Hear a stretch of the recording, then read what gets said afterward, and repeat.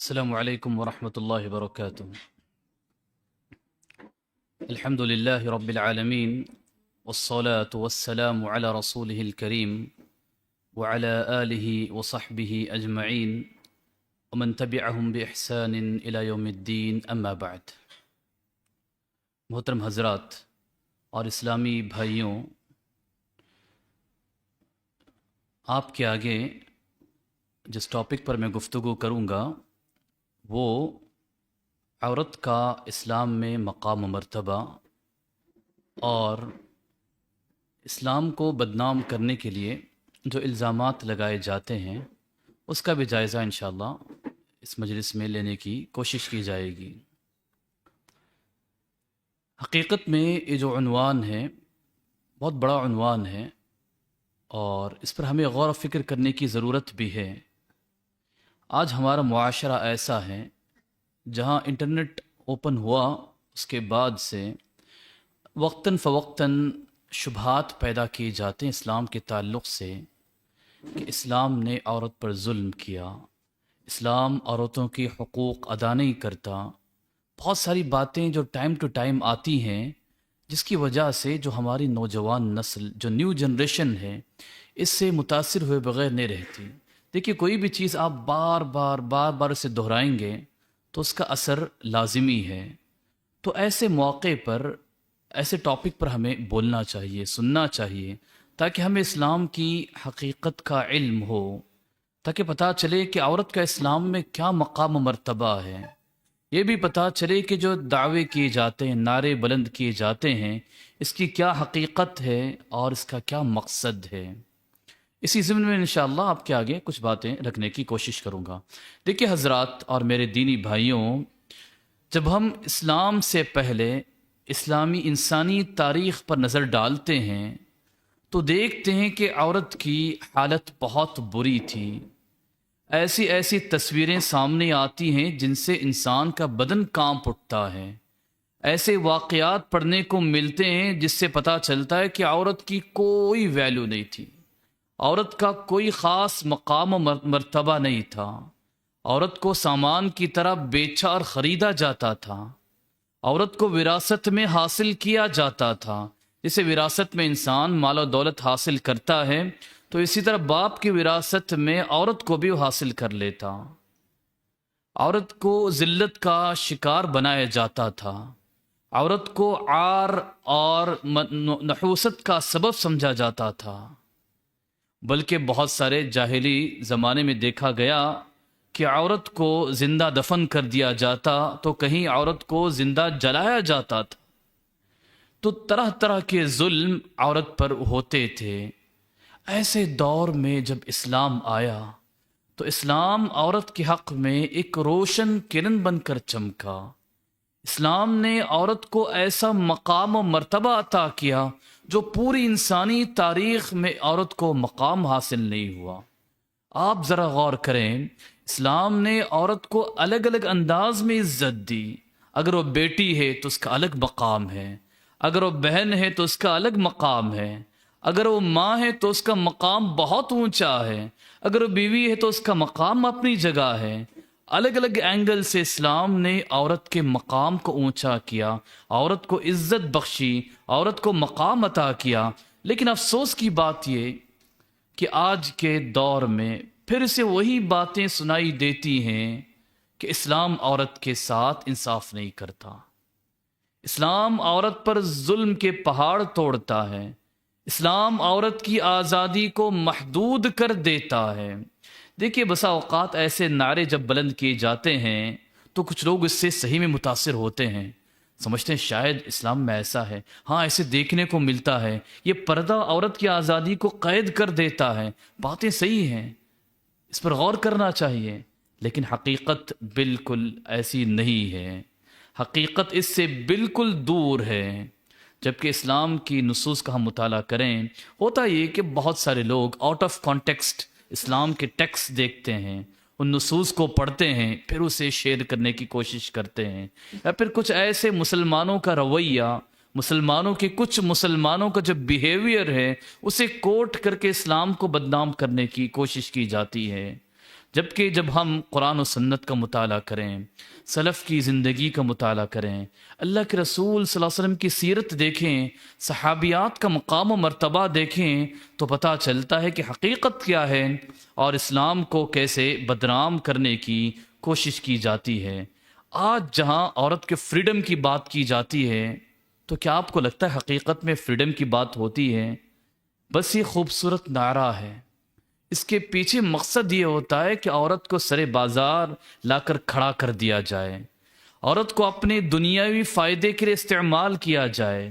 یہ آج ہم دیکھتے ہیں جو لوگ عورت کے فریڈم کی جتنی زیادہ باتیں کرتے ہیں، وہاں کا ذرا جائزہ لیں، وہاں خاندانی سسٹم برقرار نہیں ہے، خاندان ٹوٹ چکے ہیں، اولاد کا تک پتہ نہیں چلتا کہ اولاد کس کی ہے، کہاں اولاد ہے۔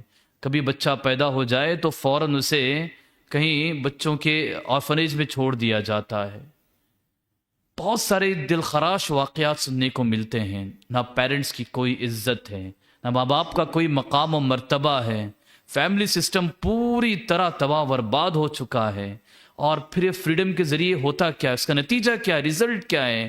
یہ فریڈم کے ذریعے عورت کو ایڈورٹائزمنٹ کے لیے یوز کیا جاتا ہے، عورت کی جو عزت ہے اسے ختم کیا جاتا ہے۔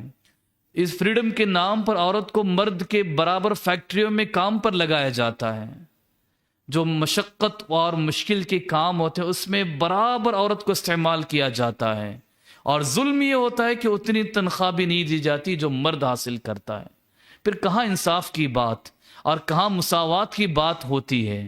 ذرا غور کرنے کی ضرورت ہے کہ صرف ایسے نعروں کے پیچھے چل کر ہماری بہنیں اور ہماری جو خواتین ہیں اس کا حصہ نہ بنیں، بلکہ حقیقت کا جائزہ لیں کہ دیکھیں حقیقت کیا اس طرح ہے کہ امیر نائف رحمہ اللہ جو مدینہ کے گورنر تھے، انہوں نے بڑی اہم بات اور بڑی پیاری بات کہی۔ انہوں نے کہا جو لوگ عورتوں کے فریڈم کی بات کرتے ہیں، آزادی نسواں کی بات کرتے ہیں، حقیقت میں عورتوں کی آزادی کی بات نہیں کرتے، حقیقت میں عورتوں تک پہنچنے کی آزادی کی بات کرتے ہیں، عورتوں تک پہنچنا چاہتے ہیں۔ اور جو اسلام مردوں کو، اجنبی مردوں کو عورتوں سے قریب نہیں رکھتا، عورتوں سے قریب پہنچنے کی بات کرتے ہیں اور نام لیتے ہیں کہ عورتوں کی آزادی ہم کوشش کر رہے ہیں۔ محترم حضرات، ذرا غور کریں کہ جو آج اسلام کے خلاف جہاں مختلف پروپیگنڈے کیے جاتے ہیں، ان میں سے ایک بڑا مدعا یہ رہتا ہے کہ اسلام عورت کے ساتھ انصاف نہیں کرتا، اسلام عورت پر ظلم کرتا ہے۔ تو آج کے اس مجلس میں انشاءاللہ کوشش یہ ہوگی کہ اسلام کا عورت کے ساتھ کیا رویہ ہے، اور اسلام نے ہسٹری میں کیا مقام دیا ہے، اور آج بھی اور رہتے دنیا تک عورت کا کیا مقام اسلام نے ہمیں سکھایا ہے، ان چیزوں پر روشنی ڈالی جائے گی۔ اور جو کچھ شبہات ہیں، کچھ اعتراضات ہیں اسلام پر جو کیے جاتے ہیں، ان کا بھی مختصر طور پر جائزہ لینے کی کوشش کی جائے گی۔ دیکھیں حضرات، سب سے پہلی بات جو میں نے بتائی کہ اسلام میں عورت کا بڑا مقام و مرتبہ ہے۔ آپ کو یہ بتاؤں کہ اسلام سے پہلے کچھ لوگ ایسے بھی تھے جو عورت کے انسان ہونے میں شک کرتے تھے۔ ایسا زمانہ بھی گزرا ہے کہ عورت کو انسان ہی نہیں مانا جاتا تھا، وہی لوگ آج عورت کے فریڈم کی بات کر رہے ہیں۔ دیکھیے اسلام نے شروع ہی سے عدل و انصاف کا رویہ عورت کے ساتھ رکھا۔ ایسا نہیں کہ اسلامی دور میں عورتوں پر ظلم کیا جاتا جس کی وجہ سے آج عورتوں کے انصاف کی بات کہی جائے۔ اسلام نے شروع ہی سے عورت کو بڑا مقام و مرتبہ دیا، عورت کے ساتھ ہمیشہ انصاف کا روا رکھا، عورت کی عزت کرنا سکھائی۔ اللہ تعالیٰ نے قرآن کریم میں یہ بات بتائی کہ اللہ نے بنی آدم، جو آدم کی اولاد ہیں، اللہ نے انہیں بڑی عزت بخشی ہے۔ سب سے پہلی بات ہے کہ اسلام نے سکھایا کہ عورت بھی ایک انسان ہے، جیسے مرد انسان ہے، اور تمام کی عزت ہونی چاہیے۔ اللہ نے فرمایا وَلَقَدْ كَرَّمْنَا بَنِي آدم، ہم نے انسانوں کی، آدم کی اولاد کو عزت بخشی ہے۔ اور بنی آدم سے مراد جہاں مرد ہیں تو وہاں برابر عورتیں بھی اس میں شریک ہیں۔ اسی طرح اللہ تعالیٰ نے قرآن کریم میں جہاں نیکیاں اور ثواب کے کام کیے جاتے ہیں، اس میں اللہ سبحانہ وتعالیٰ نے بلا تفریق مرد و عورت کے سب کے نیکیوں کو قبول کرنے کی بات کی، اور اللہ تعالیٰ نے فرمایا کہ مرد و عورت آپس میں ایک دوسرے کا حصہ ہیں۔ اللہ نے قرآن کریم ارشاد فرمایا فاستجاب لهم ربهم انی لا اضيع عمل عامل منکم من ذکر او انثى بعضکم من بعض. اللہ نے فرمایا کہ اللہ سبحانہ وتعالی تم میں سے جو کوئی عمل کرتا ہے، نیکیاں کرتا ہے، اس کے عمل کو چاہے مرد ہو عورت ہو، اللہ سبحانہ وتعالی اس کے عمل کو ویسٹ اور ضائع نہیں کرتا. بعضکم من بعض، تم ایک دوسرے کا حصہ ہو، تم میں سے بعض کا حصہ ہیں. اللہ کے رسول صلی اللہ علیہ وسلم نے ارشاد فرمایا النساء شقائق الرجال، عورتیں برابر مردوں کی شریک ہیں. جہاں مرد سوسائٹی میں معاشرے میں جیتا ہے تو عورتیں برابر اس کی شریک ہیں. شقائق کہا کہ عورتیں مرد جیسی ہیں. جہاں اللہ سبحانہ تعالیٰ نے دین کے احکام مسائل میں، دنیا کی ذمہ داری میں جہاں مرد کو ذمہ دار بنایا، جہاں ان سے دینی عبادتوں کا تقاضا کیا، تو اسی طرح عورتوں کے بھی اللہ سبحانہ تعالیٰ نے ان سے وہی مطالبات کیے جو ان کے لیے سوٹیبل ہیں، جو ان کے مزاج کے موافق ہیں، جو ان کی ذمہ داریاں ہیں، اس کا اللہ سبحانہ تعالیٰ نے بھی مسئول قرار دیا ہے. جہاں مرد ذمہ دار ہے، عورتیں بھی ذمہ دار ہیں. جہاں مرد کی عزت ہے، وہاں برابر عورتوں کی بھی عزت ہے. جیسے اللہ کے رسول نے فرمایا النساء شقائق الرجال. جو بھی مسئلے مسائل لیں تو عموماً مرد و خواتین کے لیے مسئلے مسائل سیم ہوا کرتے ہیں. ہاں کچھ جگہ عورتوں کی اپنی خاص حالات کی بنا پر انہیں ایکسکیوز دیا گیا ہے، یا انہیں وہ مشقت اور تکلیف کے لیے انہیں سوٹیبل نہیں سمجھا گیا. ورنہ اسلام نے عورتوں کی بڑی عزت کی اور بڑا مقام عطا کیا. دیکھیں جیسے مرد کو نماز پڑھنا واجب ہے، عورتوں پر نماز واجب ہے، روزہ، زکوٰۃ، حج، تمام چیزیں بلا تفریق مرد و خواتین دونوں کو کرنی ہیں. اگر عورت کے پاس کوئی شرعی عذر ہو جس کی بنا پر نماز ادا نہیں کرتی ہے تو اللہ نے اس کی طبیعت کا خیال رکھتے ہوئے اسے ایکسکیوز بھی دیا کہ عورتیں مہینے میں کچھ وقت کی کچھ دنوں کی نمازیں قضا کر نمازیں چھوڑ دیتی ہیں، تو یہ اللہ نے انہیں ایکسکیوز دیا ان کی طبیعت کی بنا پر. اللہ سبحانہ تعالیٰ نے ان پر رحم کا معاملہ کیا اور ان کے مقام و مرتبے کو اونچا کیا.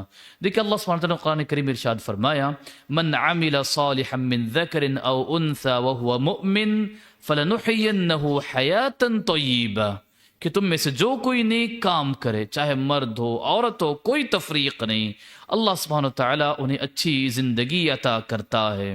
تو محترم حضرات، ہمیں سمجھنے کی ضرورت ہے کہ اسلام نے عورت کا بہت مقام اونچا کیا، اسے عزت بخشی، اور آج کے جو دعوے کیے جاتے ہیں اس کا ہمیں شکار نہیں ہونا چاہیے. اسی طرح محترم حضرات، ہم دیکھتے ہیں کہ اسلام میں عورت کے مختلف رول ہیں، مختلف کردار ہیں. عبادت کے معاملے میں جیسے آپ نے سنا کہ عورت بھی برابر مردوں کے عبادت میں شریک ہوا کرتی ہیں، کوئی بھید بھاؤ، کوئی اونچ نیچ نہیں ہے. اسی طرح خاندان کا جہاں معاملہ آتا ہے، فیملی کا جہاں میٹر آتا ہے، تو گھر خاندان میں عورت کا بہت بڑا رول ہے.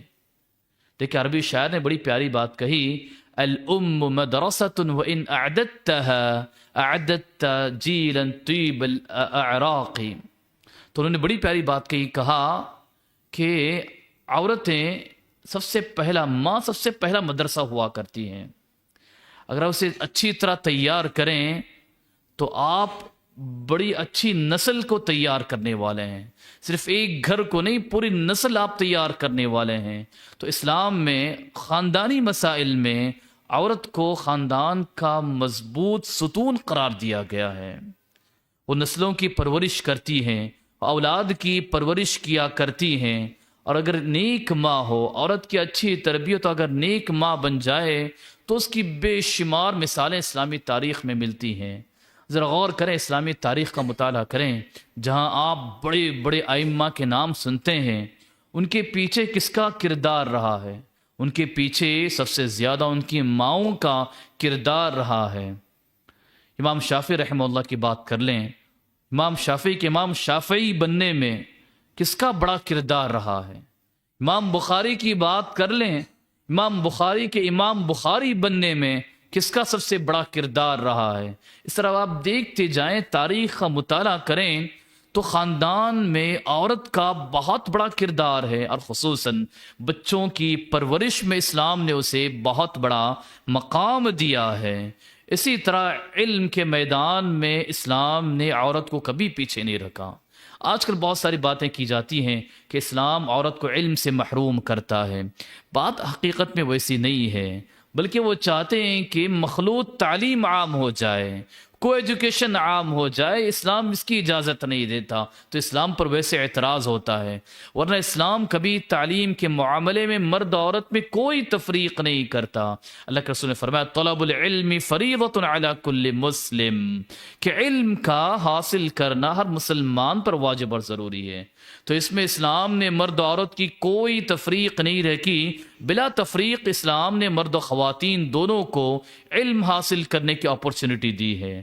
دیکھیں اسلامی تاریخ میں عائشہ رضی اللہ تعالی عنہا جو بہت بڑی عالمہ ہیں، جنہوں نے بہت ساری حدیثیں روایت کی ہیں، بہت بڑی فقیہہ ہیں، جن سے کبار صحابہ تک علم حاصل کیا کرتے تھے، ان سے بڑے بڑے تابعین مسئلے مسائل معلوم کیا کرتے تھے، تو اسلام نے ان کی ایسی تربیت کی، اسلام نے انہیں علم حاصل کرنے کا وہ مقام دیا کہ یہ بہت بڑی عالمہ بن گئی، اور بڑے صحابہ ان سے علم حاصل کرنے پر یا ان سے مسئلے مسائل پوچھنے تک ان کے پاس آیا کرتے تھے۔ اسی طرح بھی بہت ساری مثالیں آگے بیان کی جائیں گی انشاءاللہ۔ اسی طرح دعوت کے میدان میں بھی اسلام نے عورتوں کو دور نہیں رکھا۔ دعوت کے مسائل ہوں، تعلیم کے مسائل ہوں، سیکھنے کے مسائل ہوں، سکھانے کے مسائل ہوں، ایسی تمام چیزوں میں اسلام نے عورت کو بالکل نمایاں کردار عطا کیا ہے۔ دیکھیں شفا بنت عبداللہ رضی اللہ عنہا جو بڑی مشہور معلمہ تھی، جنہوں نے مدینے کی بہت ساری خواتین کو علم سکھایا، تعلیم دی۔ اسی طرح محترم حضرات، جہاں سوسائٹی کا مسئلہ آتا ہے تو سوسائٹی کے مسائل میں بھی عورت کا اپنا بڑا رول ہے۔ اسلام نے اسے ایسے ہی دور نہیں رکھا۔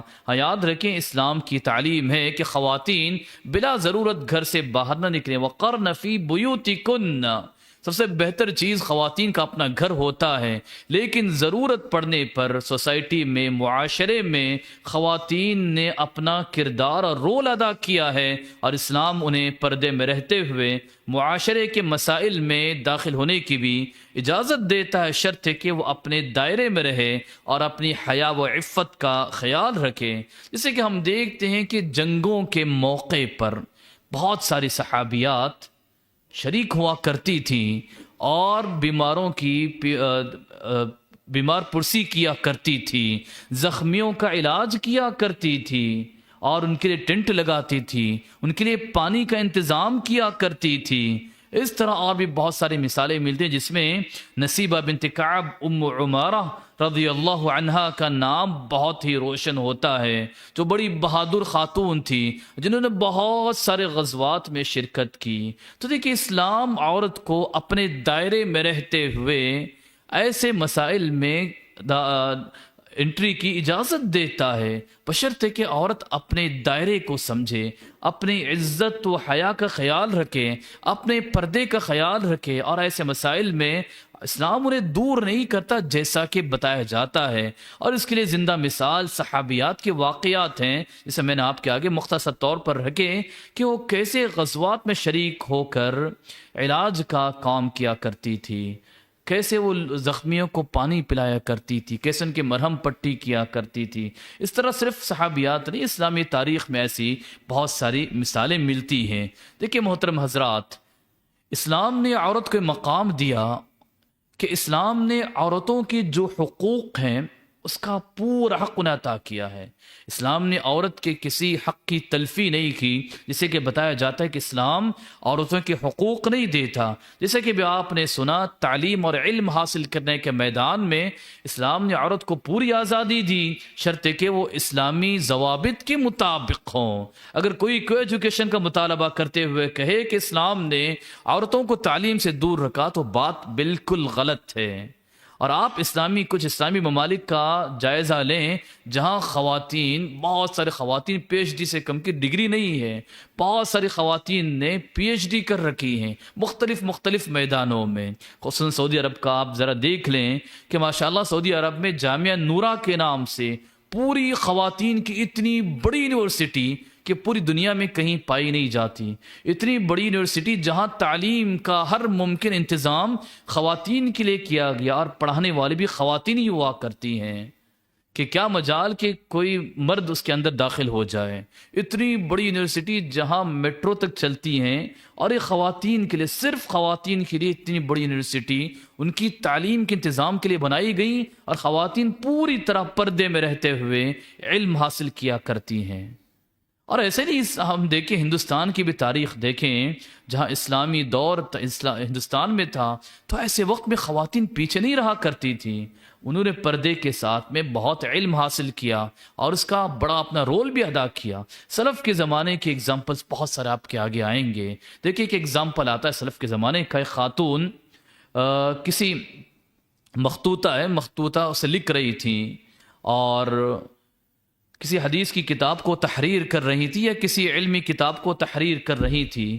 اس کے ساتھ ساتھ وہ یہ بھی لکھتی ہیں کہ اگر اسے لکھنے میں کوئی غلطی ہو تو مجھے معاف رکھنا، کیونکہ میں ایک ہاتھ سے لکھ رہی ہوں اور ایک ہاتھ سے بچے کو جھلا رہی ہوں. اللہ اکبر. دیکھیے اسلام عورت کو اپنی ذمہ داریوں کے ساتھ ایسے مسائل میں جانے کی بالکل اجازت دیتا ہے، پردے کے ساتھ، حیا کے ساتھ. اسلام بالکل انہیں اس کی پرمیشن دیتا ہے. لیکن مسئلہ یہ ہوتا ہے کہ ان تمام چیزوں سے باہر آ کر عورتوں کو علم حاصل کرنے یا پھر جو شرم و حیا کے راستوں سے دور رہ کر ایسے مطالبے کیے جاتے ہیں اور اسلام کے یہاں پر بدنام کیا جاتا ہے. دیکھیں اسلام میں عورت کو اپنی ملکیت کا پورا حق حاصل ہے. عورت اپنی چیزوں کی بالکل مالک ہے اور اپنی چیزوں کو خرچ کرنے کا بھی اسے پورا حق ہے.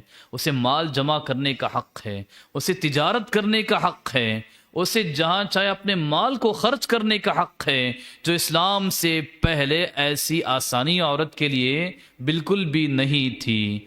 قرآن کریم ارشاد فرمایا للرجال نصیب مما اکتسبوا، جو مرد کماتے ہیں وہ ان کا اپنا حصہ ہوتا ہے. وللنساء نصیب مما اکتسبن، اور جو خواتین حاصل کرتی ہیں ان میں بھی ان کا اپنا حصہ ہے. وراثت کے مسائل میں جو بھی مال، خواتین کا اپنا مال، ان کا اپنا حصہ ہوا کرتا ہے، اور مردوں کا اپنا مال جو کچھ انہوں نے حاصل کیا کمایا ان کا اپنا حصہ ہوا کرتا ہے. وراثت کے مسائل میں بھی اللہ سبحانہ تعالیٰ نے عورتوں کو بہت بڑا مقام و مرتبہ دیا ہے، جس کے آگے انشاءاللہ ہم تفصیل سے گفتگو کریں گے.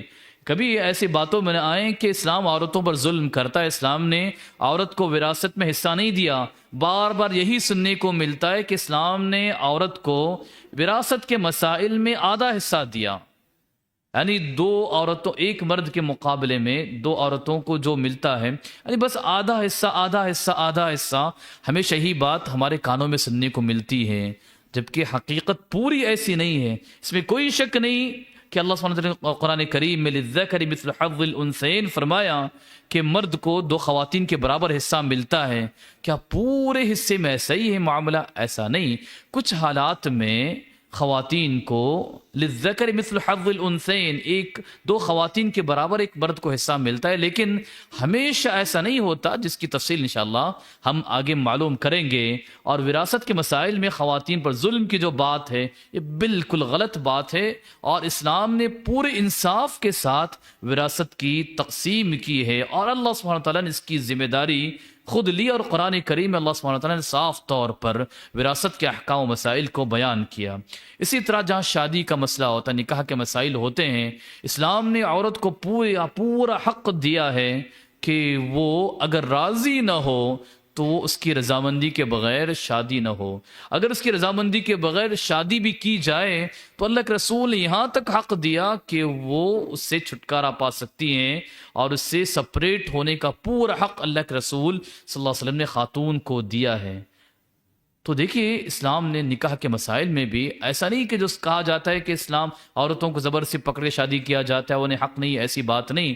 انہیں اچھے شوہر کا انتخاب کرنے کا اسلام نے حق دیا، اور اگر زبردستی کہیں ہو جائے تو شادی کے بعد اسے اپنے نکاح کو ختم کرنے کا تک بھی اللہ کے رسول صلی اللہ علیہ وسلم نے جو شروط و ضوابط ہیں اللہ کے رسول نے اس کا حق دیا ہے. اور ایسے معاملہ اللہ کے رسول زمانے میں پیش آیا کہ خاتون کی شادی ہو گئی جس سے وہ راضی نہیں تھی، وہ سیدھا اللہ کے رسول کے پاس آتی ہیں، کہتی ہیں کہ میری شادی ہوئی جس سے میں راضی نہیں تھی. اللہ کے رسول نے کہا چاہے تو نکاح کو آگے بڑھاؤ، چاہے تو نکاح کو ختم کرو.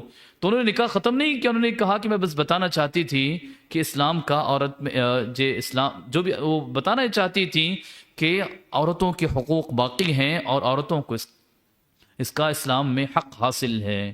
تو دیکھیں محترم حضرات، جہاں اسلام کے تعلق سے الگ الگ طریقے کی بات کی جاتی ہیں تو حقیقت میں ایسی بات نہیں ہے. عزت و احترام کا معاملہ ہو تو وہاں اسلام نے اپنا پورا کردار عطا کیا ہے. دیکھ اسلام سے پہلے جو تہذیبیں تھیں، جو مختلف کلچر گزر گئے ہیں، ذرا ان کا بھی مختصر جائزہ لیتے ہیں کہ اسلام سے پہلے جو مغربی تہذیب موجود تھی، ان کے تعلق سے یہاں تک آتا ہے کہ یہ عورتوں کی انسانیت میں شک کیا کرتے تھے. یہ آپ کو معلوم ہے، ڈارک ریالٹی ہے کہ بہت سارے مغربی جو اسلام سے جو پرانے زمانے کی بات ہے، انہیں عورت کے انسان ہونے میں تک بھی شک ہوا کرتا تھا. وہ یہ سمجھتے تھے کہ عورت ہی گناہوں کا ذریعہ رہی ہے، عورت نحوست و عار کا ذریعہ ہے. یہ سب ان کے تھاٹس ہوا کرتے تھے. اگر ہم دیکھیں ہندوستانی تاریخ کا بھی دیکھیں تو ہندوستانی تاریخ میں عورتوں پر اس طرح ظلم ہوا کرتا تھا کہ مرد کی وفات کے بعد عورت کو اس دنیا میں زندہ رہنے کا حق نہیں تھا. مرد کے ساتھ عورت کو زندہ جلا دیا جاتا تھا. زمانے جاہلیت میں عربوں کی حالت دیکھیں. زمانے جاہلیت میں عرب عار کی وجہ سے یا غربت کی وجہ سے اپنی بچیوں کو زندہ دفن کر دیا کرتے تھے، اور کبھی عورتوں کو مرد کے برابر نہیں سمجھا گیا. لیکن آج یورپ میں جہاں بڑی آوازیں ہوتی ہیں، جہاں اسلام کے خلاف یہ کہا جاتا ہے کہ اسلام عورت کو اس کا مقام نہیں دیتا، تو یاد رکھیں حقیقت میں عورت کی جسم کی آزادی انہیں مقصود ہے، اور عورت کو حقیقی طور پر ویسے ہی جو ذلت پرانی ذلت موجود تھی تو نئی انداز میں عورت کو ذلت پہنچانا مقصود ہے. حقیقی آزادی سے بالکل مقصود نہیں ہے. اور اسلام ہی نے عورت کو حقیقی آزادی دی. اس کے شرم و حیا کے ساتھ اسلام نے اس کے کردار کو پوری طرح باقی رکھا. دیکھیں محترم حضرات، اسلامی دور کا اسلامی تاریخ کا بھی ذرا ہم مطالعہ کرتے ہیں کہ خواتین کا اسلامی معاشرے کی تعمیر میں کیسا کردار رہا ہے. دیکھیں خدیجہ رضی اللہ عنہا کی ذرا یاد تازہ کر لیں. خدیجہ رضی اللہ عنہا وہ ہیں جنہوں نے عورتوں میں سب سے پہلے اللہ کے رسول صلی اللہ علیہ وسلم پر ایمان لایا. اور اتنا ہی نہیں، قدم قدم پر اللہ کے رسول صلی اللہ علیہ وسلم کا سپورٹ کرتی رہی. اللہ کے رسول صلی اللہ علیہ وسلم پر جب پہلی وحی نازل ہوئی، اللہ کے رسول پریشان ہو کر آئے تو انہوں نے کہا کلا واللہ لا یخزیک اللہ ابدا، کہ اللہ کی قسم اللہ تعالیٰ کبھی آپ کو رسوا نہیں کرے گا. پہلے مرحلے میں اللہ کے رسول کی ایسی ہمت افزائی کی اور اپنے چچا زاد بھائی ورقہ بن نوفل کے پاس لے گئیں اور اللہ کے رسول کو ہمت پہنچائی. اور اتنا ہی نہیں، پوری اسلامی تاریخ میں آپ پڑھیں کہ جب تک وہ با حیات رہی، قدم قدم پر مورلی سپورٹ ہو، فائنینشلی سپورٹ ہو، ہر اعتبار سے انہوں نے اللہ کے رسول صلی اللہ علیہ وسلم کو فل سپورٹ دیا کہ اللہ کے رسول صلی اللہ علیہ وسلم ان کی وفات کے بعد بھی برابر انہیں یاد کیا کرتے تھے، ان کی تعریف کیا کرتے تھے. تو یہ عورتوں کا معاشرے میں اسلامی سوسائٹی کی تعمیر میں کردار ہوا کرتا ہے. اسی طرح عائشہ رضی اللہ عنہا کے بارے میں دیکھیں کہ اللہ کے رسول صلی اللہ علیہ وسلم نے عائشہ رضی اللہ عنہا سے چھوٹی عمر میں شادی کی تاکہ انہیں علم حاصل ہو جائے، تاکہ وہ اسلام کی داعیہ بنے، معلمہ بنے، عالمہ بنے. اور بھی بہت سارے مقاصد ہیں، ان میں سے ایک مقصد یہ بھی تھا تاکہ وہ اللہ کے رسول صلی اللہ علیہ وسلم سے علم حاصل کر کے رہتی دنیا تک وہ علم تک پہنچانے والی بن جائیں. اور انہوں نے اپنا کردار بخوبی ادا کیا. دیکھیں تقریباً 2000 یا 2000 سے زیادہ حدیث خدیجہ عائشہ رضی اللہ عنہا نے بیان کی۔ اتنا ہی نہیں، اس کے ساتھ میں بہت سارے علوم پر انہیں مہارت بھی تھی، جس کی وجہ سے صحابہ کرام، بڑے بڑے صحابہ کرام اور تابعین، چاہے مرد و خواتین ہو، ان سے علم حاصل کرنے کے لیے ان کے پاس پہنچ جاتے، اور کچھ لوگ مشکل مراحل میں ان سے آتے اور ان کا فتویٰ طلب کیا کرتے تھے۔ اور خاص کر اللہ کے رسول صلی اللہ علیہ وسلم کی گھریلو زندگی سے متعلق جو احادیث ہم تک پہنچی ہیں، اس میں سب سے بڑا کردار عائشہ رضی اللہ تعالی عنہا کا ہے۔ اسی طرح شفا بنت عبداللہ رضی اللہ عنہا جو معلمہ تھی، جنہوں نے بہت ساری انصاری خواتین کو علم سکھایا، لکھنا سکھایا، اور بھی مختلف چیزوں میں نے بڑی مہارت حاصل تھی، جس کا انہوں نے بالکل صحیح طور پر استعمال کیا۔ اور بھی بہت ساری مثالیں، کچھ خواتین بہت بہادری کا انہوں نے مظاہرہ کیا، اور بہت ساری چیزیں اسلامی تاریخ کا مطالعہ کریں، آپ کو ملیں گی کہ کیسے اسلام کی ان بیٹیوں نے اسلام کی تعمیر اور اسلامی معاشرے کی تعمیر میں کردار ادا کیا۔ ایک بڑی پیاری کتاب ہے، اس کا نام اسلام کی بیٹیاں، مولانا اسحاق بٹی رحمہ اللہ کی، اردو میں، اب انگلش میں ہے یا نہیں پتہ نہیں مجھے۔ بڑی پیاری کتاب، اتنی موٹی کتاب ہے، اس میں انہوں نے یہی بتایا ہے کہ اسلام کی بیٹیاں یعنی صحابیات، تابعیات، اور اسلامی تاریخ میں جن خواتین نے جو اپنا رول ادا کیا، اس کو انہوں نے پوری طرح محفوظ کر کے رکھا ہے۔ ایسی چیزوں کو ہمیں پڑھنے کی ضرورت ہے، اپنی خواتین کو سنانے کی ضرورت ہے، تاکہ صحیح انداز میں ان کی تربیت ہو سکے، انہیں صحیح علم حاصل ہو جائے، اور وہ بھی اپنے اسلامی جو سلف خواتین گزری ہیں ان کے نقش قدم پر چلنے والی بن جائیں۔ دیکھیں محترم حضرات، اسلام نے عورتوں کو مختلف مرحلے سے بڑی عزت دی ہے۔ دیکھیں اگر عورت بیٹی ہے تو اسلام نے تعلیم دی کہ جو کوئی اپنی بچی کی اچھی تربیت کرتا ہے، اس کا خیال رکھتا ہے، تو یہ در حقیقت عبادت ہے، اور اس پر اسے بہت زیادہ اجر و ثواب ملنے والا ہے۔ اللہ کے رسول صلی اللہ علیہ وسلم نے ایسے بندے کے لیے بڑی خوشخبری سنائی ہے۔ دیکھیں اسلام سے پہلے لڑکیوں کو زندہ دفن کیا جاتا تھا، ان کے حقوق انہیں نہیں دیے جاتے تھے، انہیں اپنے لیے عار کا ذریعہ سمجھا جاتا۔ وَإِذَا بُشِّرَ أَحَدُهُمْ بِالْأُنثَىٰ ظَلَّ وَجْهُهُ مُسْوَدًّا وَهُوَ كَظِيمٌ، کسی کو جب بیٹی کے پیدا ہونے کی خوشخبری دی جاتی، اس کا منہ کالا ہو جاتا تھا، وہ بڑا پریشان ہو جاتا تھا۔ جبکہ اسلام نے بچیوں کی پرورش پر بڑے اجر و ثواب کی خوشخبری، اتنا ہی نہیں کہ اللہ کے رسول صلی اللہ علیہ وسلم نے اپنی قربت کی، اور اللہ کے رسول نے یہ بتایا کہ جو بندہ اپنی 2 بچیوں کی اچھی پرورش کرتا ہے تو کل قیامت کے دن میں اور وہ ایسے ہوں گے، یعنی وہ اللہ کے رسول کی قربت کا ذریعہ حاصل ہوگا اور جنت میں جانے کا یہ راستہ ہے۔ تو اسلام نے لوگوں کے کانسیپٹ کو چینج کیا، اور اسلام نے بچیوں کی تربیت کے طور پر بچیوں کو وہ مقام و عزت عطا کیا کہ اسلام کے بعد لوگ بچیوں کی تربیت کرنا، ان کی کفالت کرنے کو اپنے لیے شرف سمجھنے لگے۔ دیکھیں حدیث میں اللہ کے رسول صلی اللہ علیہ وسلم فرمایا، من عال جاریتین حتی تبلغا جاء یوم القیامہ انا وهو کہاتین۔ اللہ کے رسول نے فرمایا جو 2 بچیوں کی پرورش کریں یہاں تک وہ بالغ ہو جائیں، تو قیامت کے دن وہ ایسے آئے گا، میں اور وہ دونوں ایسے ہوں گے، یعنی وہ اللہ کے رسول صلی اللہ علیہ وسلم سے بہت قریب ہوگا۔ اور اسلام نے عورت کو بیوی کی حیثیت سے بھی بڑا مقام دیا ہے۔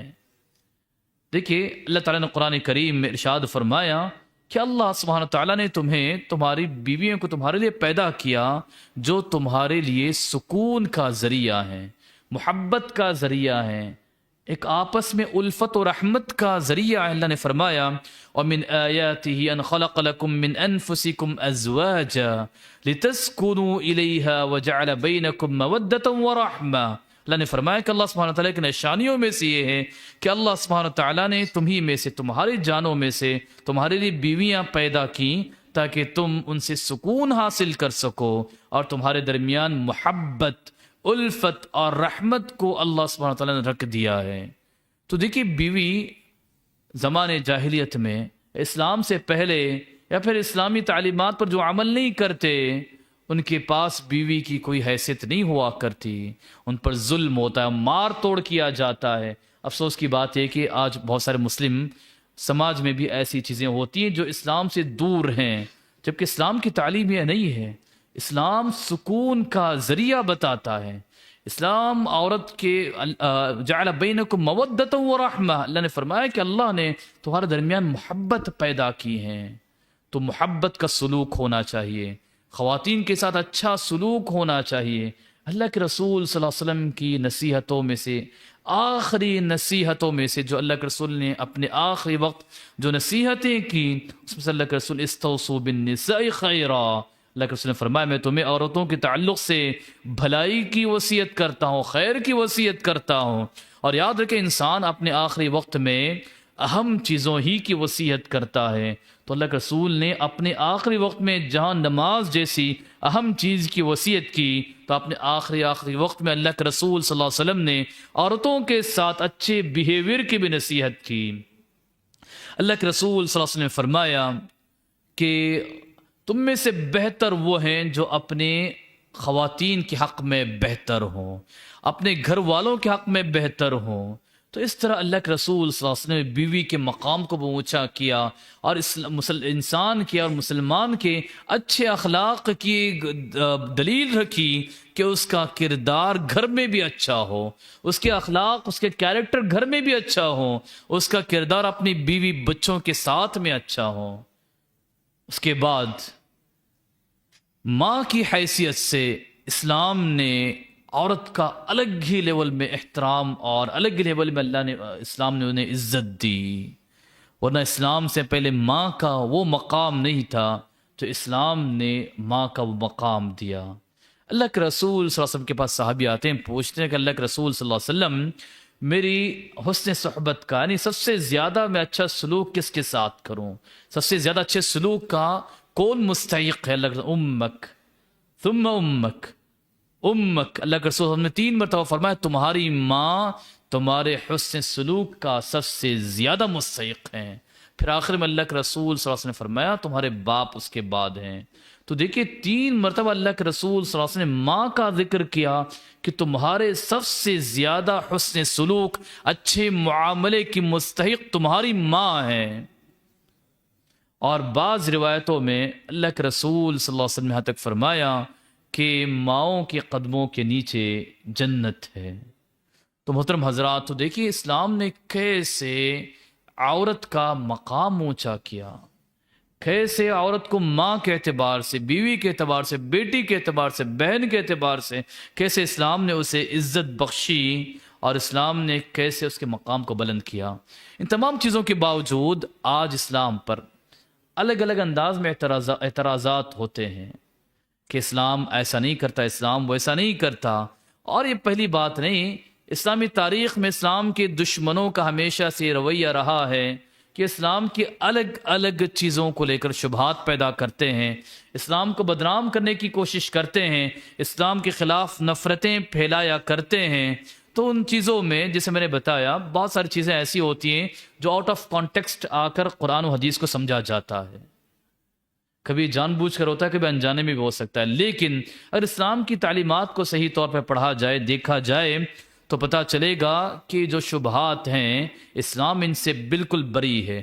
دیکھیے ان شبہات میں سے ایک شبہ یہ جسے ہم قوامیت کہتے ہیں، الرجال قوامون علی النساء۔ اللہ تعالیٰ نے قرآن کریم میں ارشاد فرمائے کہ جو مرد ہیں یہ ذمہ دار ہیں عورتوں پر، لیکن یہ قوامیت جو ذمہ داری اللہ سبحانہ وتعالیٰ نے مرد کو دی ہے، اس کا غلط استعمال کیا جاتا ہے۔ افسوس کی بات ہے کہ بہت سارے مرد حضرات بھی اپنی حقیقی ذمہ داری کو نہیں سمجھتے، بلکہ اس قوامیت کے نتیجے میں کچھ لوگ ظلم پر بھی چلے جاتے ہیں، جبکہ قوامیت اللہ نے جو ذمہ داری دی ہے اسے سمجھنے کی ضرورت ہے۔ ذمہ داری کا مطلب یہ نہیں کہ ظلم کرنا نہیں ہے، تسلط کرنا نہیں ہے۔ دیکھیں اللہ سبحانہ وتعالیٰ نے ذمہ داری جو مرد کو دی، اللہ نے فرمایا الرجال قوامون علی النساء بما فضل اللہ بعضهم علی بعض وبما انفقوا من اموالهم۔ اللہ سبحانہ وتعالیٰ نے فرمایا کہ اللہ نے مردوں کو عورتوں پر ذمہ دار بنایا ہے، اللہ نے انہیں یہ عزت بخشی ہے، اللہ نے انہیں مقام دیا ہے۔ دیکھیں اسلام میں اللہ تعالیٰ نے مردوں کو عورتوں سے اونچا مقام دیا، اس میں کوئی شک نہیں۔ اس کی وجوہات ہیں. اللہ سب سے پہلے اللہ کی مرضی، اللہ جسے چاہے جو مقام عطا کرے، اور ساتھ میں جہاں اللہ نے مقام دیا تو وہاں پر ویسے ہی مردوں پر ذمہ داری ڈالی ہے جو ذمہ داری عورتوں پر ہوا نہیں کرتی ہیں. خاص کر جو نفقات کا مسئلہ ہے اور خرچ کرنے کا مسئلہ ہے، تو یہ تمام چیزیں، کمانے کا مسئلہ ہے، یہ تمام چیزیں خاص کر مردوں پر آتی ہیں. کفالت کا مسئلہ ہے، عورتوں کی حفاظت کا مسئلہ ہے، گھریلو امور میں جو تمام چیزیں جو آتی ہیں یہ مردوں پر آتی ہیں. اور ایسا نہیں کہ عورتیں اس کی ذمہ دار نہیں ہیں، بلکہ اللہ سبحانہ تعالیٰ نے اور اللہ کے رسول صلی اللہ علیہ وسلم نے جہاں مرد کو ذمہ دار بنایا تو عورت کو بھی اپنے گھر کی ذمہ داری عطا کی ہے. تو اللہ کے رسول صلی اللہ علیہ وسلم نے فرمایا عورت اپنے شوہر کے گھر کی ذمہ دار ہے اور اسے اپنی اس ذمہ داری کے بارے میں پوچھا جائے گا. تو اللہ سبحانہ تعالیٰ نے، اللہ کے رسول صلی اللہ علیہ وسلم نے مردوں کی اپنی ذمہ داری بتائی، اور ایسی ذمہ داری مردوں کو دی جو مردوں کو سوٹیبل ہوتی ہے، اور ایسی ذمہ داری سے عورتوں کو دور رکھا جو ان کے مزاج، ان کی طبیعت اور ان کی بناوٹ کے بنا پر ان کے لیے سوٹیبل نہیں ہوتی. تو یہاں پر یاد رکھیں مرد ذمہ دار ہے، اللہ نے اسے قوام بنایا، قوامیت دی ہے، تو اس کا مطلب یہ کہ اس پر بہت ساری ذمہ داری جو عورت کے لیے سوٹ نہیں کرتی تو اللہ تعالیٰ نے اسے وہ ذمہ داری نہیں دی. لیکن آج زبردستی اگر کہا جائے کہ نہیں، جو تکلیفیں مرد اٹھاتے ہیں وہ تکلیفیں عورتوں کو اٹھانا چاہیے، تو یہ کون سا انصاف ہے؟ ہو سکتا ہے کہ 100 میں سے 1-2 خواتین اس کے لیے تیار ہوں یا ان کی بناوٹ ویسی ہو، لیکن عموماً عورتوں کے اندر وہ سکت نہیں ہوتی، اور عورتوں کو مزاج نہیں ہوتا. یہ عورتوں پر دوسرے انداز میں ظلم کیا جاتا ہے. جو اسلام ایسے ظلم سے عورتوں کو چھٹکارا دلانے کے لیے آیا، اور اسلام نے حقیقت میں عورتوں کو اس سے چھٹکارا دلایا. دیکھیے جہاں مرد ذمہ دار ہیں، اس کا مطلب ظلم کا معنی سمجھایا جاتا ہے، جبکہ اس کا مطلب کہیں دور سے بھی قوامیت کے اندر ظلم کرنا، عورت پر تسلط کرنا، عورت کو اپنے نیچے دبا کر رکھنا، اس طرح کا اس کا مفہوم نہیں آتا. لیکن ایسا مفہوم اس کے ذریعے پھیلایا جاتا ہے اور سمجھایا جاتا ہے. دیکھیے مرد جہاں اپنی ذمہ داریوں کو ادا کرتا ہے تو عورت بھی برابر اس کی سپورٹر ہے، اس کی متعاون ہے. اگر وہ اس کا سپورٹ کرے تو مرد صحیح طور پر اپنی ذمہ داریوں کو ادا کر پاتا ہے. تو عورت کو اللہ سبحانہ وتعالیٰ نے اس کا معاون بنایا ہے، اس کا اسسٹنٹ بنایا، اس کا سپورٹ کرنے والا بنایا ہے، تاکہ وہ مرد اپنی ذمہ داریوں کو صحیح طریقے سے ادا کر سکے اور آپس میں خوش رہ کر ایک اچھا معاشرہ اور اچھا گھرانہ بن سکے. اسی طرح وراثت کے مسئلے میں بہت ساری باتیں کی جاتی ہیں. آپ نے سنا عورتوں کو آدھی وراثت دی جاتی ہے، مطلب وراثت کا آدھا حصہ یا مرد کے مقابلے میں آدھا حصہ عورت کو ملتا ہے. اور حقیقت ہے، اس کا انکار نہیں، اس کا انکار نہیں ہے. ہاں حقیقت ہے، جیسے اللہ تعالیٰ نے فرمایا وَلِلذَّكَرِ مِثْلُ حَظِّ الْأُنثَيَيْنِ کہ مرد کے مقابلے میں عورت کو آدھا حصہ ملتا ہے. لیکن ہمیشہ نہیں ہے، بس اسی کو اسے آؤٹ آف کانٹیکسٹ اسے لیا جاتا ہے اور اسے پھیلایا جاتا ہے. دیکھیے جہاں بیٹا اور بیٹی ہوں، جہاں بھائی اور بہن ہوں، تو ایسے مسئلے میں مرد کو عورت کے مقابلے میں زیادہ حصہ ملتا ہے. کیوں؟ اس کی حکمت یہ کہ مرد پر ذمہ داری ہوتی ہے گھر چلانے کی، یعنی خرچ کرنے کی ذمہ داری ہوتی ہے. اس کے اندر، اس کے خرچ کرنے کے اندر اس کی ماں بھی ہوتی ہے، اس کی بہن جس کی شادی نہ ہو وہ بھی اس کے اندر آتی ہے اگر باپ موجود نہ ہو، اور اس کی بچیاں ہوتی ہیں، جیسے میں نے بتایا بہت ساری جگہ اس کی بیوی آتی ہے، اور بھی بہت سارے مقام پر مرد کو خرچ کرنے کی ذمہ داری ہوتی ہے. تو حکمت یہ ہے کہ مرد کو تھوڑا زیادہ حصہ ملنا چاہیے. جہاں عورت کو جو مال ملتا ہے کمپلیٹ سیف ہے، اسے کہیں خرچ کرنے کی ضرورت نہیں ہے، ذمہ داری نہیں ہے. ہاں صدقہ و خیرات کرنے کی ترغیب ہے، لیکن اس پر کوئی رسپانسبلٹی نہیں کہ وہ اپنے بچوں پر خرچ کرے، اپنے ماں باپ پر خرچ کرے، اپنے بھائیوں بہنوں پر خرچ کرے. تو پھر یہ کہاں کا انصاف ہوا کہ جیسے مرد کو ملے ویسے عورت کو ملے؟ لیکن ہمیشہ بھی نہیں ہے. جیسے میں نے بتایا جہاں بیٹا بیٹی ہو، بہن بھائی ہوں، یا پھر جیسے پوتا پوتی ہوں، تو جیسے عورت کے لیول کا جو مرد ہوتا ہے تو وہاں پر مرد کو زیادہ، عورت کو کم ملتا ہے جو اس کے لیول کا ہو. جیسے بیٹا بیٹی ہے، بھائی بہن ہے، پوتا پوتی ہے. تو ایسی جگہ ہمیشہ ایسا نہیں ہوتا، ہمیشہ ایسا نہیں ہوتا. اگر آپ دیکھیں، اگر کسی نے فرائض یا پھر میراث کا علم حاصل کیا، اسے پتہ چلے گا کہ جہاں جسے ہم کہتے ہیں کہ ماں شریک بھائی بہن جسے ہم کہیں گے کہ میٹرنل بردر اینڈ سسٹر، جو میٹرنل بردر سسٹر ہوتے ہیں کہ ہمارے خاص بھائی بہن نہیں، ماں کی طرف سے جو بھائی بہن ہمارے بنتے ہیں، تو ان کے لیے اسلام میں یکساں بالکل ایکولی ان کا حصہ ملتا ہے۔ اگر انہیں حصے 1/3 اگر انہیں فرائض میں وراثت میں 1/3 ملتا ہے تو 1/3 ایکولی مرد عورت کے درمیان وہاں پر تقسیم ہوتا ہے۔ یہ کوئی نہیں بتاتا، یہ بھی چیزیں ہیں کہ بہت سارے ایسی جگہ جہاں عورتوں کو مرد کے برابر بھی حصہ ملتا ہے۔ وراثت کے بہت سارے کنڈیشنز، حالات ایسے ہیں جہاں عورتوں کو مرد کے برابر بھی حصہ ملتا ہے، بلکہ کچھ جگہ ایسے ہیں جہاں عورتوں کو مرد سے زیادہ بھی حصہ ملتا ہے۔ یہ بھی چیزیں ہیں، یہ بھی ایک ناحیہ، یہ بھی ایک سائیڈ ہے جس کی مثالیں دینے کا بھی وقت نہیں ہے۔ لیکن بات یہ ہے کہ ہمیشہ آؤٹ آف کانٹیکٹ سے بتایا جاتا ہے کہ عورت کو مرد کے مقابلے میں آدھا حصہ دیا جاتا ہے۔ دیا جاتا ہے کہاں؟ وہ ایک حالات میں جہاں مرد عورت دونوں ایک لیول کے ہوں، تو ایسی صورت میں مرد کو عورت کے مقابلے میں زیادہ دیا جاتا ہے، لیکن ہر جگہ نہیں، کچھ جگہ ایکول بھی دیا جاتا ہے۔ بہت ساری جگہ عورتیں مردوں کے برابر اپنا اپنا حصہ حاصل کرتی ہیں، کچھ جگہ عورتیں زیادہ بھی لیتی ہیں، کچھ جگہ عورتیں زیادہ بھی حاصل کرتی ہیں، کچھ جگہ اگر مال نہیں بچا مردوں کو محروم کر دیا جاتا ہے، صرف عورتوں کو بھی دیا جاتا ہے۔ بہت ساری چیزیں ہیں، فرائض کا بڑا سسٹم ہے، اسے علم المیراث کہا جاتا ہے۔ ان چیزوں کو سمجھنے کی ضرورت ہے، اور خالی ان پروپیگنڈوں میں نہیں آنا چاہیے کہ عورت کو مرد کے مقابلے میں کم ملتا ہے۔ ہوتا ہے کہ سوسائٹی میں ہمارے کچھ نوجوان بھی ہوں، جب غیر مسلموں کی طرف سے ایسے شبہات پیش کیے جاتے ہیں، ہمارے بہت سارے بھائیوں کو معلوم ہی نہیں ہوتا، وہ سمجھتے ہیں کہ ہاں ایسا ہی ہے۔ ہمیشہ ایسا نہیں ہے، یہ ہے اس کا انکار نہیں، جو ہے اس کا انکار نہیں ہے، اور یہ ہے کہ اس کی حکمت اور اس کے اپنے بہت سارے فائدے ہیں۔ لیکن بہت سارے حالات ایسے بھی ہیں جیسے میں نے آپ کے آگے پیش کیے، اس کا بھی ہمیں علم ہونا چاہیے تاکہ انہیں یہ چیزیں بتائی جائیں۔ اسلامی سسٹم کے علاوہ جہاں دوسرے سسٹم موجود ہیں ان کا بھی ذرا جائزہ لیں کہ عورتوں کو کتنا کیا ملتا ہے، کیسے ملتا ہے، اور کیا ان کے ساتھ سلوک کیا جاتا ہے۔ تو ان چیزوں کو ہمیں سمجھنے کی ضرورت ہے۔ صرف شبہات میں یا لوگوں کی باتوں میں آنا یا پھر اس طرح کی چیزوں میں پڑھنا ہے صحیح نہیں۔ دیکھیں، اس طرح عورتوں پر جو اسلام کے تعلق سے اعتراضات کیے جاتے ہیں وہ یہ کہ اسلام عورتوں کو پردے میں رکھ کر اس کی آزادی کو ختم کر دیتا ہے۔ سننے میں کسی عورت کو دکھتا ہے کہ ہمارے بہت بڑے خیر خواہ آئے ہوئے ہیں جو ہمارے ساتھ خیر و بھلائی کی باتیں کر رہے ہیں، جبکہ حقیقت میں ایسا نہیں۔ یاد رکھے، حجاب عزت اور شرف کی علامت ہے۔ حجاب عورت کے مقام کو اور اونچا کرتا ہے۔ حجاب عورت کے مقام کو کبھی نیچا نہیں کرتا، اور حجاب عورت کو آگے بڑھنے سے رکاوٹ بھی نہیں بنتا۔ عورت حجاب کے ساتھ بہت آگے بڑھ سکتی ہیں اور آگے بڑھی ہیں، جیسا آپ نے بہت سارے اسلامی جو چیزیں میں نے تاریخ آپ کے آگے بتائی ہیں۔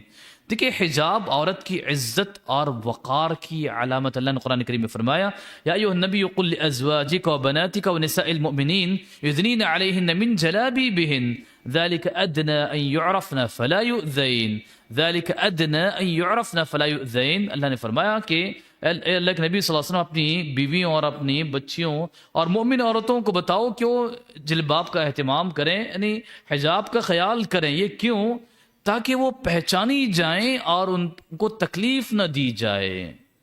کیا مطلب ہے؟ پتہ چلے کہ شریف گھرانے کی عورت ہے، یہ عزت و مرتبے والی عورت ہے۔ تو حجاب عورت کی عزت کو اور نمایاں کرتا ہے، حجاب عورت کی عزت کو محفوظ رکھتا ہے، حجاب عورت کے پاک دامن ہونے کی پہچان ہے، حجاب عورت کے بلند اخلاق کی پہچان ہے۔ دیکھیے، جو عموماً لوگ کہتے ہیں حجاب ایسا ہے، حجاب ویسا ہے، حجاب سے عورت پیچھے ہو رہی ہے، حجاب ہی عورت کے لیے بہت بڑا نقصان ہے۔ دیکھیے ایک بات کہی جائے کہ دنیا میں جہاں اپنی قومیں ہوتی ہیں، سب کا اپنا ڈریس کوڈ ہوتا ہے، سب کا اپنا ایک ڈریس کوڈ ہوتا ہے۔ خواتین کا اپنا پہننے کا انداز ہوتا ہے، اپنا ڈریس ہوتا ہے۔ ہندوستانی کلچر دیکھ لیں یا کوئی کلچر دیکھ لیں، بہت سارے کلچرز کو آپ دیکھیں تو ان کا اپنا ایک سٹائل ہوتا ہے، اپنا پہننے کا انداز ہوتا ہے، اور ذرا تاریخ، تھوڑی پرانی تاریخ دیکھیں، یہ مغربی استعمار سے پہلے، کالونزم سے پہلے والی تاریخ دیکھیں، سب کے پاس اپنے اپنے اعتبار سے عزت اور شرف والا اب جسم ڈھکنے والا لباس تقریباً قوموں کے پاس ہوا کرتا تھا۔ تو جہاں اپنا اپنا ڈریس کوڈ ہوتا ہے، تو اسلام نے اور عورت کی حفاظت اور عورت کی عزت کو اونچا کرنے کے لیے اگر حجاب عورت کو پہننا سکھایا، پہننے کا حکم دیا، تو اس میں کیا غلط بات ہے؟ تو اس میں غلط کیا بات ہے؟ کیا آپ بھی چاہتے ہیں مسلم خواتین آدھی ننگی گھوما کریں؟ تو جو چاہتے ہیں وہ ایسے ہی چاہتے ہیں جیسے ہم ننگے ہو چکے ہیں، آدھے ننگے ہو چکے ہیں، مسلم خواتین بھی ہمارے میدان میں پیچھے نہ رہیں۔ ورنہ حقیقت میں حجاب کبھی کسی خاتون کی زوال کا سبب نہیں، بلکہ حجاب ہمیشہ ترقی کا سبب رہا ہے۔ دیکھیے، کسی نے بڑی پیاری بات کہی کہ عورت اصل میں ایک قیمتی جوہر ہے، ایک قیمتی ہیرا ہے، قیمتی جیولری ہے، اور اس کی حفاظت جب اسے پیک کر کے رکھیں گے، جتنا ہم سیو کر کے رکھیں گے، اس کی عزت اور بڑھتی جائے گی، کبھی اس کی عزت کم نہیں ہوتی، وہ اتنا ہی چیز سیف رہے گی جتنا اسے ہم سیو کر کے اور اسے پردے میں رکھیں گے۔ دیکھیں، یاد رکھیں، ہماری جو مسلم خواتین ہیں وہ حجاب کو اپنی عزت و شرف کا ذریعہ سمجھیں، حجاب کو اپنی کمتری یا حجاب کو پیچھے جانے کا ذریعہ نہ سمجھیں۔ افسوس کی بات، جہاں بات آئی تو عرض کروں، آج افسوس کی بات، معاشرے میں بہت ساری مسلم لڑکیاں دیکھی جاتی ہیں جو برائے نام حجاب پہنی ہوتی ہیں، جو حقیقت میں حجاب نہیں ہوا کرتا۔ یاد رکھیں، کوئی کمتری کا احساس آپ کے اندر نہیں ہونا چاہیے۔ یہ حجاب آپ کی حفاظت کا ذریعہ، یہ حجاب آپ کے اخلاق کی ضمانت ہے، یہ حجاب آپ کی عزت اور غیروں کے آگے آپ کے ظاہر ہونے سے یا غلط نظروں سے آپ کو بچانے کا ذریعہ ہے۔ تو ہمیں صحیح حجاب کا خیال کرنا چاہیے، وہ ایسا حجاب پہنے جو شریعت نے ہمیں سکھایا ہے، ایسے حجاب سے دور رہیں جو پہننے کے باوجود بھی حجاب نہ ہو۔ اسی طرح اور بھی بہت ساری باتیں ہیں کہ اسلام نے عورتوں کو ایسا کیا ویسا کیا، بہت ساری چیزیں آتی ہیں جو اتنا وقت نہیں کہ تمام چیزوں کو کھول کھول سامنے رکھا جائے۔ ان میں سے ایک مسئلہ یہ بھی بتایا جاتا ہے، جسے آپ کے آگے بتاؤں، اسلام عورتوں کو کام کرنے سے روکتا ہے، اسلام عورتوں کو فیلڈ میں آنے نہیں دیتا۔ کیا خیال ہے آپ کا اس تعلق سے؟ کیا خیال ہے؟ ہاں، کیا خیال ہے؟ دیکھیے، اس میں کوئی شک نہیں کہ عورتوں کا اپنے گھر میں رہنا یہ سب سے زیادہ سیف ہے، اور اسلام اسی کی بنیادی طور پر تعلیم دیتا ہے، وَقَرْنَ فِي بُيُوتِكُنَّ۔ اگر عورتیں جیسے کہ یورپ سے مطالبہ ہوتا ہے کہ سب کے سب میدان میں کود پڑیں، تو پھر گھر کا سسٹم کیا ہوگا؟ بچوں کی تربیت کا کیا معاملہ ہوگا؟ گھر کے مسائل کی کیا چیز ہے؟ ان چیزوں پر بھی غور کرنے کی ضرورت ہے۔ آج جہاں خاندانی سسٹم پوری طرح ٹوٹ چکا ہے، اس کی وجہ یہ کہ سب فیکٹریوں میں یا پھر ایسی ویسی جگہ مردوں کے شانہ بشانہ کھڑی ہو کر کام کرنے میں لگی ہوئی ہیں، اور گھر کی ذمہ داری کس پر؟ گھر کی ذمہ داری کسی میڈ پر۔ ارے میڈ کو آپ کی بچوں کی تربیت کی کیا پڑی ہے؟ کیا وہ آپ کی بچوں کی تربیت کر سکتی ہے جیسے آپ کی بچوں کی ماں کر سکتی ہو؟ ذرا اس ناحیے سے غور کریں۔ آپ ایسے مت دیکھیں کہ اسلام نے ہمیں گھروں میں رہنے کی تلقین کی، تعلیم دی، نہیں، اس کے بہت سارے فوائد ہیں جس کی بنیاد پر اسلام نے بیسیکلی خواتین کو حکم دیا، وَقَرْنَ فِي بُيُوتِكُنَّ، گھروں میں آرام سے اطمینان سے رہیں۔ گھروں کے جو مسائل ہیں یہ کچھ کم نہیں ہے۔ دیکھیں، اگر عورتیں گھروں کو نہ سنبھالیں تو مرد حضرات معاشرے میں کبھی سکون سے کام نہ کر پائیں۔ آج جو معاشرے میں مرد حضرات جو ترقیاں کرتے ہیں، آگے بڑھتے ہیں، ان تمام کے پیچھے خواتین کا بہت بڑا رول ہوتا ہے، چاہے دعوتی میدان میں ہو، معاشرتی مسائل میں ہو، چاہے وہ بزنس کے معاملات میں ہو، چاہے جو بھی ترقی آپ دنیا میں دیکھتے ہیں، تو جو انسین چیز نظر آتی ہے وہ خواتین کا کردار جو نظر نہیں آتا۔ اگر خواتین گھروں کو نہ سنبھالیں، اس کا برڈن مردوں پر ڈال دیں، تو پھر معاشرہ کیسے ترقی کر پائے گا؟ لیکن یاد رکھیں، اس کے باوجود اسلام میں خواتین کو کام کرنے کی اجازت ہے۔ ایسے نہیں جیسے بتایا جاتا ہے کہ خواتین کا اسلام میں کام کرنا جائز نہیں، ایسی بات نہیں ہے۔ اسلام میں خواتین کی کام کرنے کی اجازت ہے، لیکن اس کا اپنا دائرہ ہے، اس کا اپنا سرکل ہے، اس کے اپنے لمیٹیشنز ہیں۔ جو اسلامی ضوابط کے مطابق اگر کوئی خاتون کام کرتی ہے تو اسے کام کرنے کی اجازت ہے، اور بسا اوقات صرف خواتین کی معاشرے میں ضرورت ہوتی ہے کہ وہ آئیں، معاشرے میں کام کریں، معاشرے کی ذمہ داریوں کو وہ بھی دیکھا کریں۔ سے میں نے بتایا شفا بنت عبداللہ رضی اللہ عنہا بڑی معلمہ تھی، جنہوں نے بہت ساری چیزیں صحابیات کو سکھائیں، اور اللہ کے رسول صلی اللہ علیہ وسلم کی بیوی حفصہ رضی اللہ عنہا بھی ان سے کتابت اور تحریر سیکھی تھی، اور رقیہ وغیرہ بھی سکھایا کرتی، بہت ساری چیزیں۔ بڑی اہم خاتون تھی شفا بنت عبداللہ رضی اللہ عنہا، ایسے نام ہمیں یاد ہونے چاہیے۔ اسی طرح آپ خدیجہ رضی اللہ عنہا کا کردار دیکھیں، وہ اپنی جگہ بزنس وومن تھی، بزنس وومن تھی۔ جو ورڈ آپ سن رہے ہیں، ہاں یہی ورڈ ہے، بزنس وومن تھی، لیکن آج کل کی خواتین کی طرح نہیں، اپنے شرم و حیا کے ساتھ رہ کر انہوں نے بہت بڑا بزنس کیا۔